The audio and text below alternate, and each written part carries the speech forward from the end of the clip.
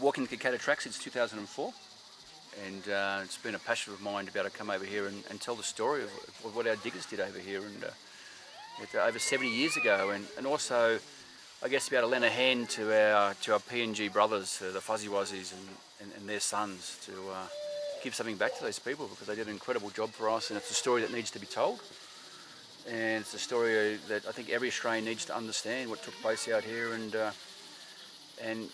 have an opportunity to be able to give thanks to these guys out here, not only to our diggers but to the Fuzzy Wuzzies, and that's how we set our business up.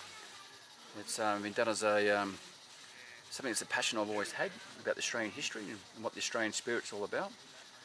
And there's no greater place to be out here than on the Kokoda track, and to find out, what really makes this track across here since ridiculous. 2004. Yeah, look, it's a fair number, but there's you talk to some of my porters and some of my trek masters. Some of them are up in the high 80s and 90s, and one of my oldest trek masters from Boona, Adrian Coy, is probably up to close to 120 treks now. He's been doing it since the 80s, 1980s. Before this became an industry. Just incredible when you get to talk to these blokes. Yeah, so it's I guess 50 is a reasonable milestone. Reasonable. Yeah, considering I'm only 25 years old. That's an understatement. That's an understatement too. Well, I mean, being out here on the track there, you can tend to, lose your way somewhat. Yeah.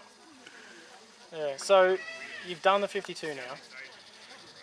You may retire from the track soon, and if you do, what is it that you're going to miss about it? Look, the same reason why I started the track here is the beauty of the people out here. The PNG people are just incredible people. But I guess the main thing would be telling the story of these diggers, telling the Kokoda story, and sharing that story with the trekkers. I think it's something I feel quite passionate about, and I believe that people need to understand what took place here. So that'd be the thing I guess I missed. But in saying that, we've got some really good guides that understand the passion of the track, and handing over the baton to those guys to keep telling the story would be great. But it's something special with me out here. It's quite empowering walking this track. So I guess the fact that you forget about all your troubles back home when you come out here on the track here and get into a really simplistic life. A lot of chances just to think amongst yourselves what goes on. So yeah, I think I just miss the people and just miss being out here, the beauty of the place.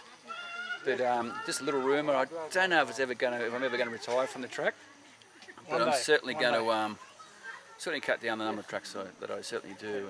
But I think it'll just keep drawing me in here. Even today, I still have the hairs on the back of my neck still stand on end. When I talk about the boys out here and what took place, and that's the kind of thing I'll miss, is the energy of the place.